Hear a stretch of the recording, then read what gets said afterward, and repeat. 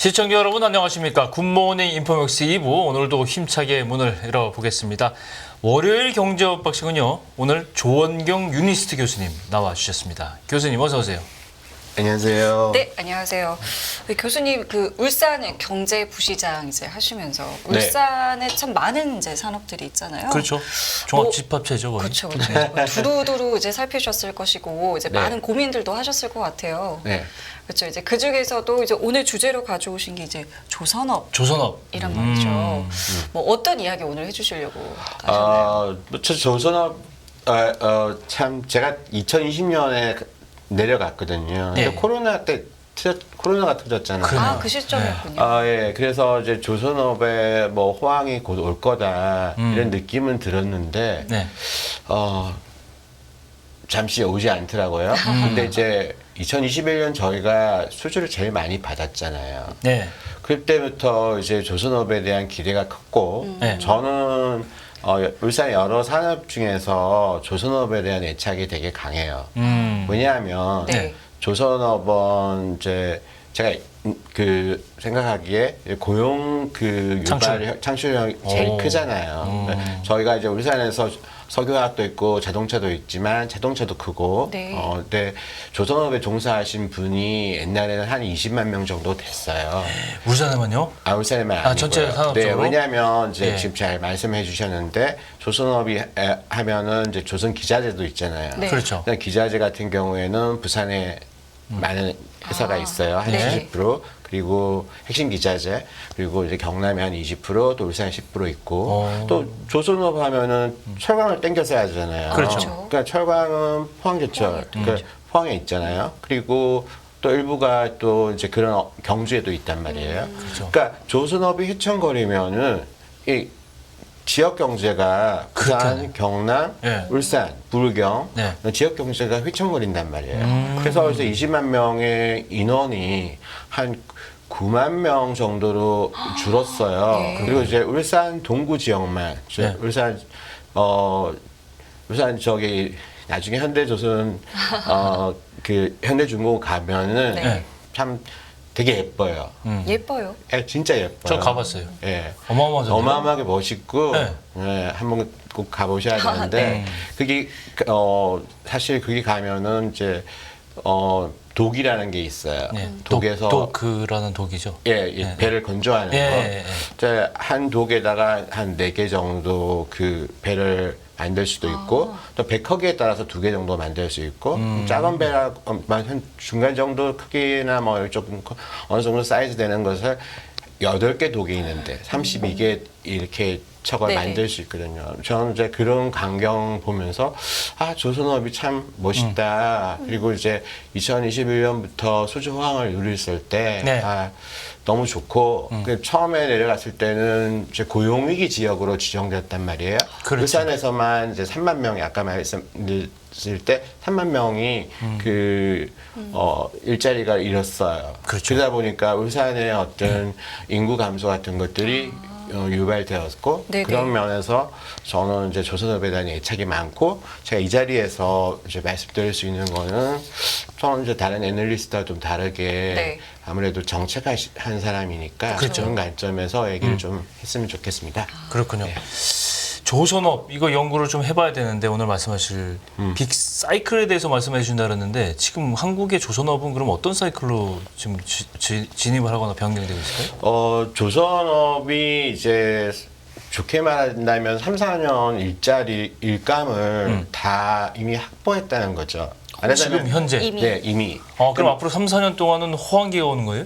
그렇죠. 3, 4년만 호황기가 오는 것이 아니라 예. 또 보면은 이것을 어떤 분들은 10년 정도 갈 거다고 얘기를 해요. 일단은 3, 4년간의 일감을 미리 확보했다. 현대 중공업이나 사무중공업, 네. 현대미포조선은 이제 한국조선해양그룹에 속해 있잖아요. 그렇죠, 그렇죠. 그러니까 한국조선해양, 그다음에 이제 삼성중공업, 하나오션, 이렇게 지금 조선 3사라고 그러잖아요. 그렇죠. 그래서 첫 번째 HD 현대중공업. 그러니까 한국조선해양, 한국조선해양. 예, 거기는 이제 97%의 그 수주를 올해 달성했어요. 와. 이미 목표치에. 올해 목표치에 네. 다 근데 항상 달성했네요. 초과를 하거든요. 그렇죠. 근데 이제 삼성중공업은 이제 지금 현재 66%, 예. 근데 하나오션은 15%예요. 예. 좀 낮죠. 그렇죠. 근데 이제 문제는 하나오션은 이제 원래는 조선 해양이었잖아요. 그렇죠. 그래서 하나오션으로 바뀌고 난 다음에 수주는 없어요. 어. 근데 왜 없느냐 이 하나오션에서 네? 지금 선발 수주를 하는 거예요. 이제 왜냐하면 이제 조선업이라는 것이 이게 굉장히 좀 리스크가 좀 있거든요. 네네. 납기를 제대로 못 맞추는다. 예, 지금 납기를 못 맞추면 하루 지원금이 한 2천만 원이 돼요. 아이고. 하루에. 네. 그래서 이제 그런 차원에서 지금 근데 조선업의 그 LNG 선박 같은 경우가 한 척당 2억 6,500만 달러 정도 되는단 말이에요. 한 우리 돈으로 한 3,300억에서 3,500억 정도 되는 그런 그 가격으로 계속 올라가고 있어요. 네. 그러니까 가격이 올라가는데 사람들이 생각하기에 뭐 이쪽도 채울 수 있는 여러 개 있고 네. 지금 저희가 9월 달에만 카타르에서 그 LNG 운반선을 네. 이제 40척 수주하게 돼 있잖아요. 예, 예, 이거 예. 왜냐하면 예정돼 있는 거고 1차 물량은 이미 이제 끝났고 2차 물량이 40%돼 있으니까 이걸 또 조선 3사가 나눠 가지거든요. 그래서 앞으로 뭐 이런 것들이 있어서 이제 그 전에 양적인 어떤 수주보다도 질적인 수주를 이미 왜냐하면 독이 차 있는데 여기에 더 일감을 더 가지고 오는 것도 사실은 어떤 리스키한 부분들이 크거든요. 네. 그래서 저희는 이제 고부가가치 산업으로 이제 조선업이 재탄생하고 있다. 이런 생각을 하시면은 바람직하다고 생각하겠습니다. 그렇군요. 이 조선업이 각광을 받는 이유가 조선업은 또 사이클 산업이라고 그러잖아요. 경기 네, 순환을 네, 네. 경기도 순환 타지만 자체적으로 순환 사이클이 온다. 제가 이걸 느낌이 보니까 이런 것 같아요. 건축업에서 보면 대규모 수주가 이제 발주가 들어오는 게 이 신도시 건설에게 수명이 다했을 때 한 30년 넘고 40년 되면 이제 재개발되잖아요. 그러게 사이클이 돌아오지. 조선도 그런 게 있나요? 예, 왜냐하면 이제 저희가 조선업의 한창이었을 때가 이제 그 신조선 그 지수가 한 170 정도 됐었는데 네.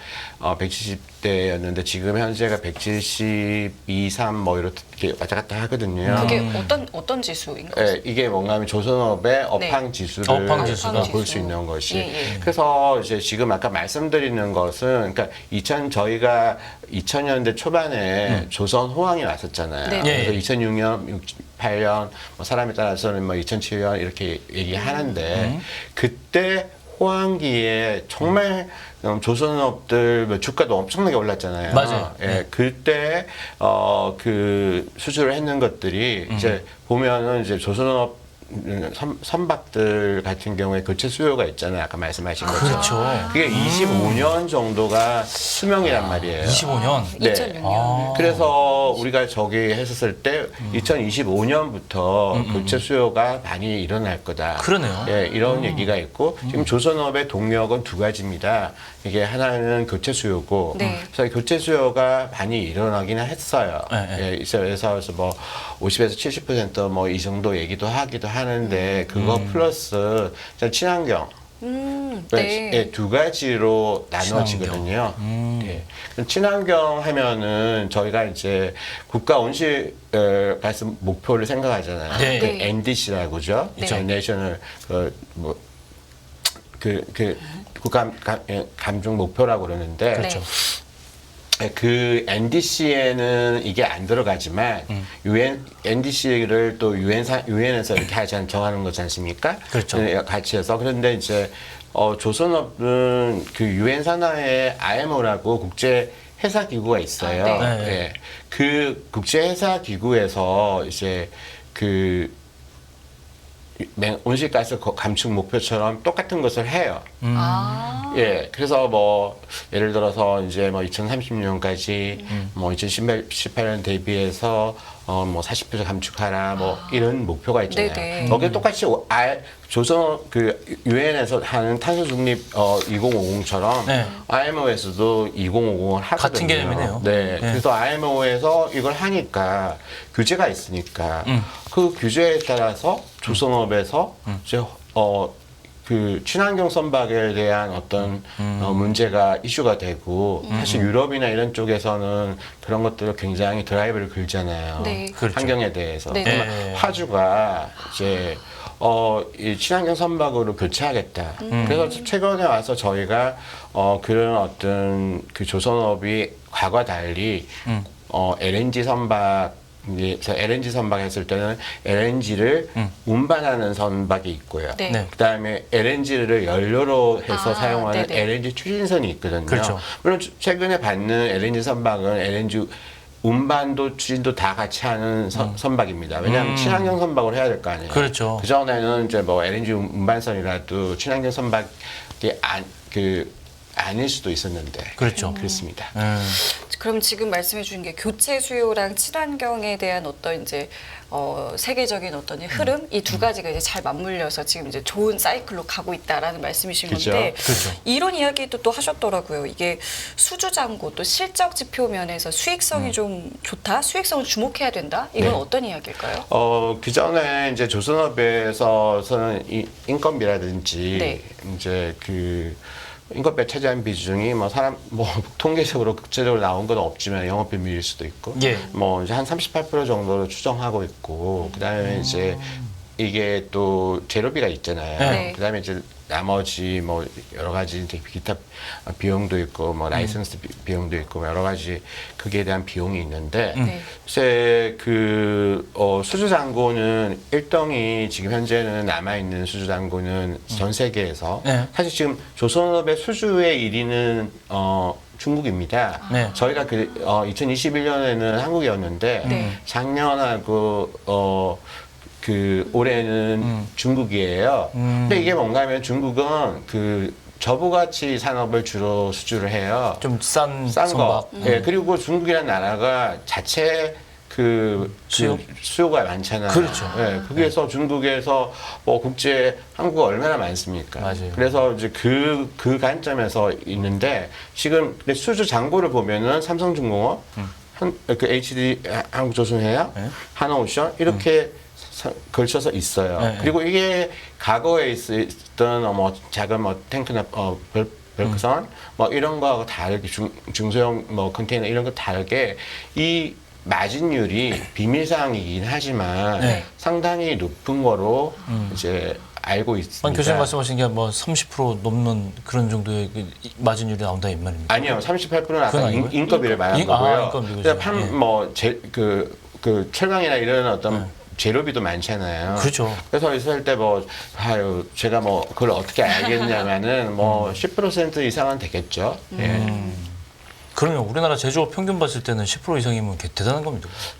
그럴 수 있는데 제가 이제 영업 비밀인 걸 저도 모르는데 저도 네. 참 추측해서 네. 한번 그 전에 거하고는 좀 다르다. 근데 이제 저희가 그 상황에서 인건비 관리하고 결국은 뭔가면은 이 재료비 관리를 잘해야지 조선업의 영업이익이 계속해서 잘 올라갈 수 있다. 네. 뭐 이런 얘기 할 수 있겠습니다. 교수님 말씀 이제 종합을 해보면 이제 선박업이 지금 호황을 맞는 직전 단계에 와 있다. 저는 그렇게 느낌이 되고 그 이유는 이제 사이클이 네. 돌아오고 노후 교체 선박 수요가 늘어나고 그다음에 두 번째가 그러니까 탄소 배출권과 관련된 이 천연가스 선박이라든가 이 친환경 네. 이 이슈가 이제 들어오면서 한국 선박이 각광을 받는다. 네, 그래서 친환경 굉장히- 선박에 관련해서 예. 한 가지 말씀드릴 게 저희가 이제 LNG 선박으로 얘기하지만 이제 LNG도 사실은 뭐 석탄의 석유보다는 낫지만은 또 약간의 또 그 탄소 배출을 하잖아요. 네. 그렇지만 그렇죠. 이제 뭐 저감을 한다든지 뭐 이렇게 할 수 있는 거고 지금 현재는 듀얼 엔진 해가지고 이중 연료 엔진 이게 굉장히 각광을 받고요. 올해는 LNG보다도 메탄올 선박이 더 많이 수주를 받았습니다. 그래서 이제 LNG에서 또 메탄올로 가고 있고요. 그리고 지금 저희가 그 이제 만 솔루션이라고 독일의 회사인가? 그럼 제가 이제 뭐 네. 회사는 정확하게 그 네네. 국가는 모르겠는데 만 솔루션이라는 데에서 이제 설계를 하면은 이제 이 HD 현대조선에서 이제 엔진을 만들어요. 저희가 이제 엔진 사업부가 HD 조선 3사에서 가지고 있는 거는 HD 한국조선해양이란 말입니다.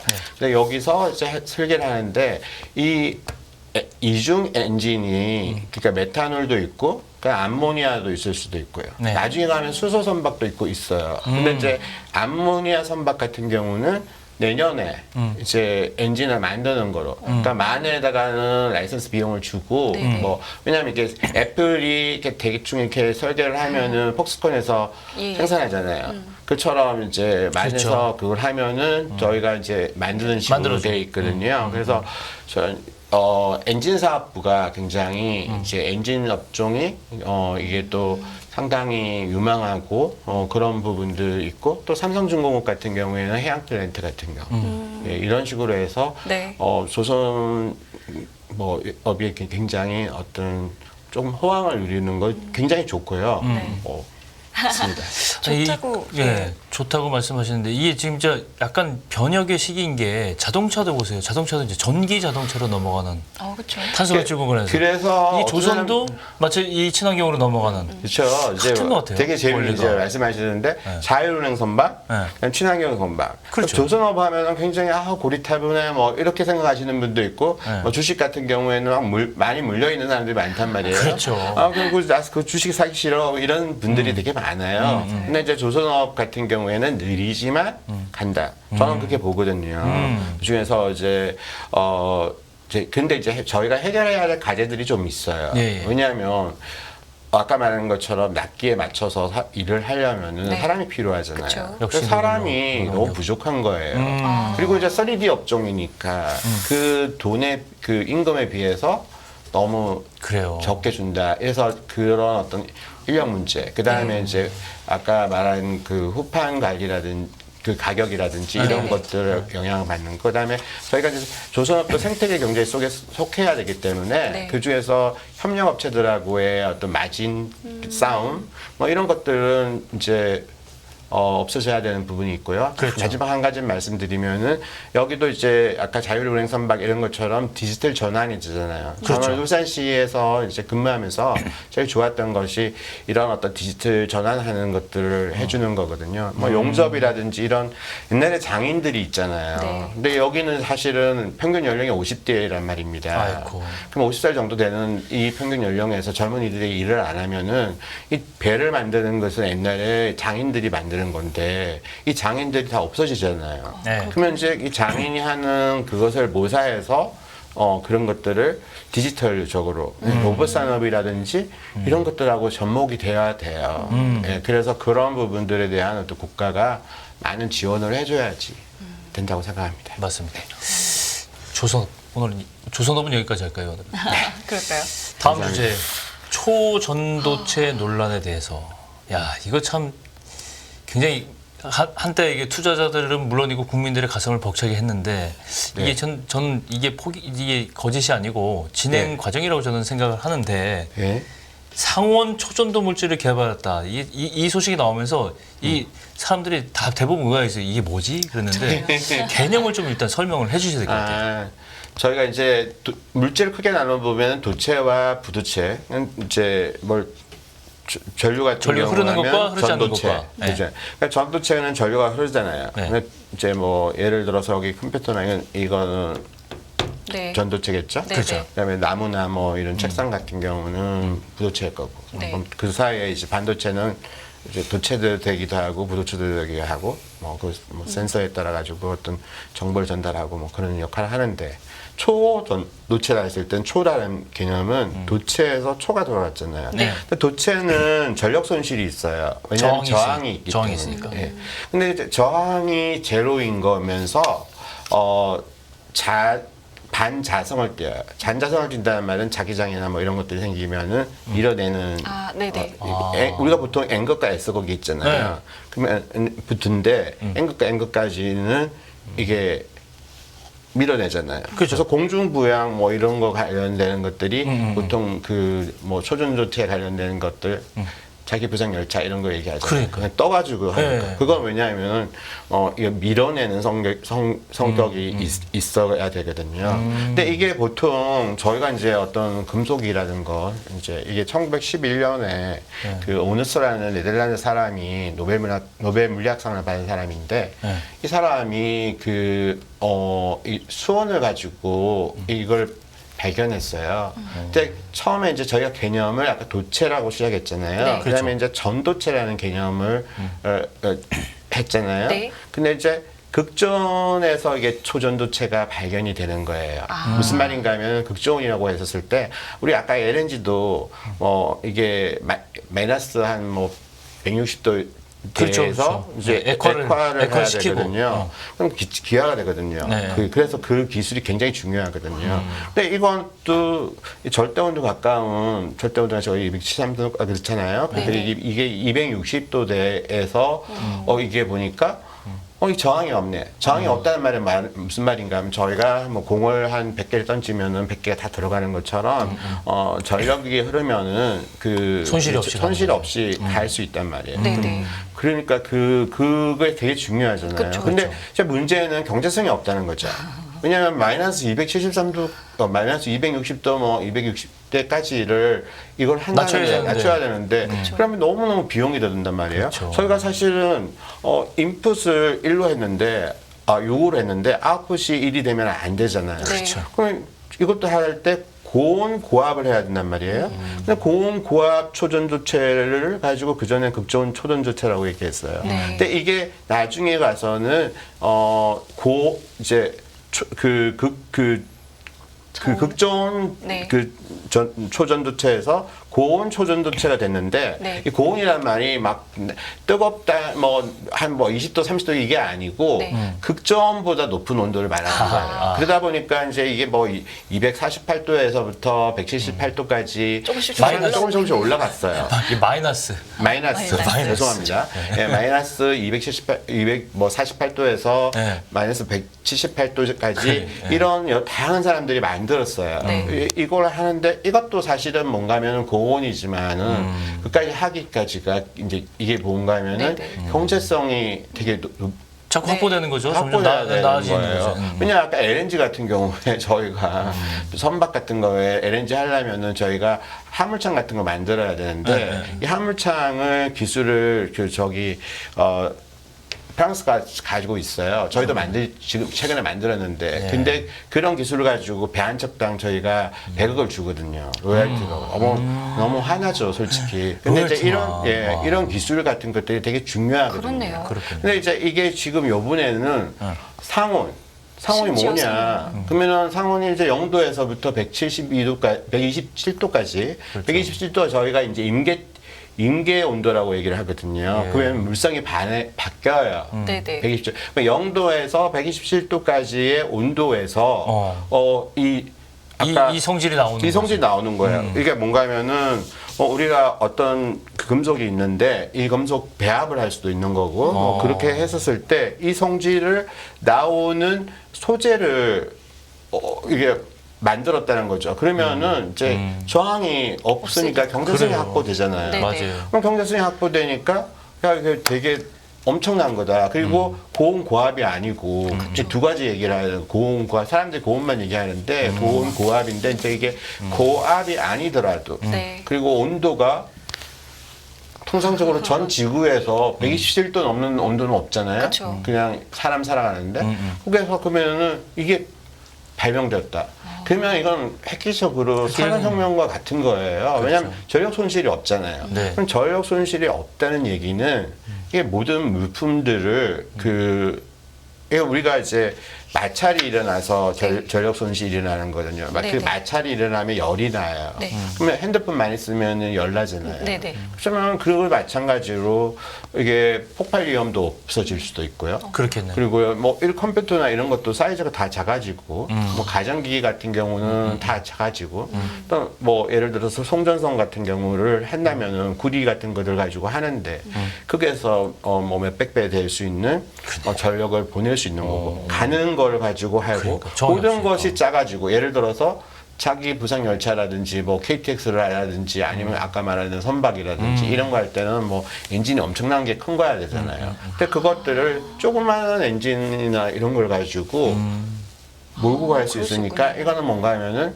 획기적인 거죠. 이게 만약에 맞아요. 된다면은. 맞아요. 근데 이제 그런 상태로 제가 이제 개념 정의는 해드리겠습니다. 네. 개념 정리는 정말 확실하게 됐고. 확실하게 됐어요. 근데 이제 지금 얘기가 나오는 거는 그래서 지금 이 물질을 개발했다고 주장하는 것이 맞다, 아니다. 이제 이 부분인 건데 좀 전에 김행코님이 얘기하신 것처럼 사실 이게 지금 맞다, 아니다로 그냥 여기서 끝날 문제가 아니라 이걸 그냥 어떤 하나의 연속적으로 봐야 된다. 이 초전도체에 대해서 이제 연구 개발 이런 부분들을 이번에 만약에 뭐 아니더라도 혹은 맞더라도 계속 좀 지속적으로 가져가야 된다라는 말들이 있는데 어떤 의견 갖고 계세요? 당연한 얘기고요. 뭐 왜냐하면 이제 이게 아까 말한 것처럼 우리 삶의 네. 본질적인 변화를 가진단 말입니다. 자, 이게 핵융합에도 사용될 수가 있어요. 네. 이제 핵융합에 사용될 수 있다는 오. 거는 이제 핵융합이라는 것이 탄소 중립의 끝판왕이거든요. 그렇죠. 예, 저희가 지금 인공태양이라는 걸 만든다는 거잖아요. 핵융합이라는 것이요. 거기에 이제 초전도 자석이라는 것을 넣어서 거기에서 이제 저희가 아까 자기장을 만들어서 이제 뭐 가두고 거기에서 원자가 날아가는 것을 방지하기 위해서 이제 태양을 보면은 수소가 있잖아요. 네. 수소끼리 뭉쳐서 핵융합이 발생하고 헬륨이 이제 발생하고 질량 결손이 일어나서 근데 질량 결손이 그게 에너지거든요. 그렇죠. 근데 그 에너지가 나오는 것들을 똑같이 우리나라에서는 이제 토카막이라는 태양과 같은 것을 만들고 거기에서 이제 초전도 자기장 자석이라는 것을 넣는데 이게 그런 성질을 가지는 거예요. 그렇군요. 예, 그렇게 해서 이제 핵융합이 만들어지는 것처럼 이제 또 핵융합도 뿐만 아니라 다른 데에서도 이것들을 많이 사용한단 말이에요. 근데 핵융합을 하면은 결국은 뭔가 하면은 이제 저희가 두 개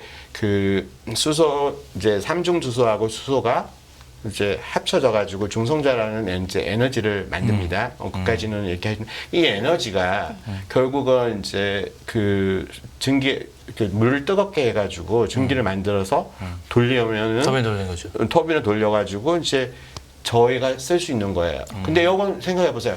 무한정 에너지를 사용할 수 있는 거예요. 그러니까 이건 무한정 에너지예요. 네, 그러면 이거. 이런 것들을 뭐 핵융합 기술을 사용한다 했었을 때 저희의 삶이 에너지 걱정이 없는 거예요. 그리고 그 수소는 아까 말한 건 친환경이잖아요. 네네. 그럼 핵융합에서 나오는 수소 같은 것들은 이제 바다에서 삼중주소를 끌어들여 당겨가지고 그러니까. 저희가 수소하고 이제 결합을 시키고 네네. 거기에서 이제 짝을 지어가지고 결합하는 애들은 이제 짝짓기를 해서 이제 왜냐하면 삼중수소는 여자 3명, 뭐 이렇게 남자 1명, 뭐 이런 있고 그런 이제 구조가 되는 원자 그런 구조가. 구조고 원자 구조가. 수소에는 뭐 남자 2명, 여자 2명, 남자 1명, 뭐 이런 식으로 했는데 이제 이렇게 짝짓기를 했는데 한 명이 이제 튀어나오면? 외톨이가 돼요. 그래서 이제 튀어나와서 그게 에너지다고 말씀하셨어요. 그게 에너지라는 거죠.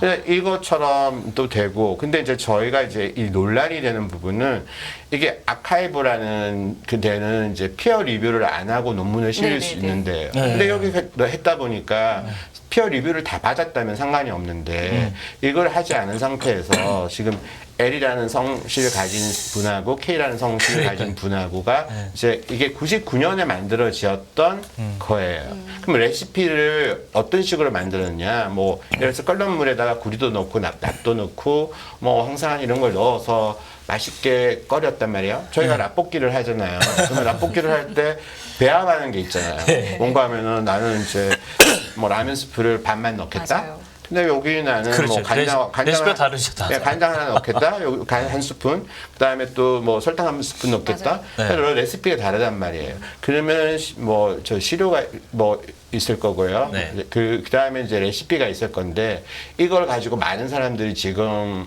그 해보고 논문을 있는 가지고 해보는 거죠. 그렇죠. 근데 해보는데 어떤 데 사람들은 뭐 괜찮은 뭐 초전도체적인 성능이 있다는 데도 있고 또 이제 미국이나 이런 메릴랜드 쪽에서는 아니야 이건 초전도체가 아니야 이런 얘기도 하고 있어요. 네, 근데 그렇지. 이제 이게 초전도체가 아니더라도 그 자체가 굉장히 좀 독특한 성질을 가지면서 인류에게 도움이 되는 소재다. 그러면은 초전도체가 아니더라도 저희한테 어떤 그 의미는 주는데 사실 이게 초전도체가 맞다고 했었을 때 네. 그거를 이제 상용화하고 뭐 쓸 때는 가전 제품이라든지 이런 경량화하기 쉬운 제품에는 시간이 많이 안 걸릴 수 있지만 네. 뭐 이거를 아까 뭐 열차라든지 뭐 이렇게 큰 그에 사용하는데 한 뭐 상용화하는데 한 10년 정도 걸리는 최고로 걸릴 거라고 생각하거든요. 그런 부분이 있지만 이런 그 초전도체에 대한 관심을 저희가 분명히 가져야 된다. 예. 그리고 여기에 대해서 국가가 많은 연구를 해야 된다. 그렇군요. 어떤 지원이 필요할까 정말 궁금한데 지금 우리나라 수준도 궁금하고요. 정책적인 어떤 지원이 어느 부분에 특히 필요한지 그걸 좀 설명해 주세요. 저는 사실 울산경제 비전하면서 이거를 초전도체 자기장 자사고 해가지고 핵융합하는 부분을 제가 지금 이제 유니스트 교수지만 네네. 예, 유니스트에다가 용역을 준 적이 있어요. 아. 예, 그래서 이제 뭔가 하면은 이게 지방에서 저희가 뭐 이걸 가지고 하는 그 연구소하고 중심이 되는 연구소하고 지금 이제 강원도 같은 경우에는 이거를 우리가 MRI 이거 많이 사용하잖아요. MRI. 예, MRI가 비싼 이유가 이게 아까 말한 것처럼 극저온으로 하니까 비싼 거거든요. 그래요? 헬륨을 가지고 이게 차갑게 만들어야 하잖아요. 그래서 헬륨을 가지고 차갑게 만들어내고 그러다 보니까 비용이 많이 드니까 MRI 가지고 저희 이제 뼈나 네네. 심혈관이나 뭐 이런 것들 다 투시를 하죠. 투시를 해야 볼 수 있는 거잖아요. 그럼 MRI 같은 경우처럼 이제 강원도는 메디컬 쪽을 가지고 아까 또 이제 그 광주 같은 데는 이제 선제 이제 아까 말한 것처럼 전선이라든지 이런 것들도 아마 재료 같은 것들을 이렇게 해서 네네. 초전도체를 가지고 이걸 어떻게 발전시키느냐 이런 것까지를 생각을 해야 쓰는데 정부에서는 사실은 이게 좀 먼 미래 얘기 아니냐 핵융합에도 돈 엄청 투자하고 있는데 이래서 한 30억 정도 줘가 10억에서 줬나 해서 했으면 10억에 30억 제가 명확하게 이제 기억을 못 하겠는데 네. 그 정도 주고 아까 그 개별 그 강원도하고 그 저희 울산하고 또 이제 그 강주하고 이제 연합해가지고 그런 걸 한 적이 있지만 제가 생각하기에는 이런 것 뭐 가속기 같은 것도 연구소가 있잖아요. 그렇죠. 국가에서 이것도 이제 초전도체 이번에 이걸 계기로 해서 초전도체를 좀 연구하는 전문적으로 연구하는 연구소를 따로 하나 만들었으면은 뭐 좋겠다. 뭐 그런 지원을 더 생각- 많이 지원을 해줘야 더 된다 그 예, 말씀이죠. 예, 예. 입자가 섞이는 포항에 있잖아요. 그렇죠. 그죠? 예. 포스코가 아니라 포스텍에 있잖아요. 뭐 그 포스텔 같이 옆에 붙어 있잖아요. 예, 예, 예. 유니스트에다 한번 그러면 좋고 뭐 제가 사실은 이거에 대해서 좀 회의적이었는데 저는 요번에 이 논란을 보고 야 이걸 가지고 이게 인류의 발전을 이룬다면 저희가 케이스타나 이터나 이런 핵융합 가지고도 전 세계에서 지금 몰두하고 있지 않습니까? 그러니까요. 예, 그런데 또 이런 것들도 전 세계적으로 참 이게 나오면은 그냥 인류의 어떤 그 맞아요. 레보루션, 그 혁명 이런 것처럼 모든 것들이 진짜 상상할 수도 없는 것 상상할 같아요. 수 없는 일이 맞아요. 발생할 수 있는 거거든요. 네. 그러니까 이제 이게 주식시장에서 먼저 환호를 하는데 이게 사실은 뭔가면은 관련 없는 업종까지 막 상치고 뭐 이러는 부분들은 그거는 좀 부작용이니까 그렇다 치고 이 핵심은 봐야 돼요. 이건 네, 진짜 네, 핵심은 네. 정말 이게 놓쳐서는 안 되는 네. 이 분야인 것 같습니다. 네. 진짜. 예. 많이 지원을 의견을 내주시고 넥스트 레볼루션에 그런 내용이 있습니까? 교수님 저는 저도 봤어요 제가. 핵융합하고 그 초자기장 자석원 넣었어요. 네. 그래서 뭐 근데 이 아까 말하자면은 그거는 이제 고온이잖아요. 근데 상온이라는 말은 그때는 없었기 때문에 상온 초전도체라는 거는 거기에 넣지는 못했고요. 이제 그런 부분들이 진짜 상온에서 한다. 이건 너무 획기적이잖아요. 이제 그분이 이제 고대에 계셨던 교수님이 한 분이 이걸 소재를 발견하고 그러니까요. 이제 이걸 돌아가셨는데 돌아가시면서 이 유지를 받들어서 이분들이 연구를 한 거란 말이에요. 논문을. 네. 근데 이제 논문을 했는데 이제 피어 리뷰가 없는 상태에서 갔기 때문에 많은 사람들이 이게 사실이야 아니야. 그리고 이게 동양하고 서양하고 좀 나눠져서 막 싸우고 있고 이런 상태에서 그래서 아무래도 금정을 해서 아 이게 초전도체가 맞냐 아니냐. 네. 초전도체가 아니더라도 네. 상당히 좋은 반자성의 성질을 띠고 있다. 네. 이런 얘기들 많거든요. 그래서 그런 부분들이 이 물질이 세상에 기여한다면은 그 나름대로 의미가 있는데 일단 그 논란의 핵심이기 때문에 어떤 저희가 그 결과를 지켜보는 것이 네. 대단히 중요하다고 생각합니다. 예. 예, 알겠습니다. 와, 오늘 되게 재밌네요. 예. 저는 많이 배웠습니다. 자, 조원경 교수님 저희 다음 주에도 뵙겠습니다. 고맙습니다. 그렇습니다. 감사합니다. 예.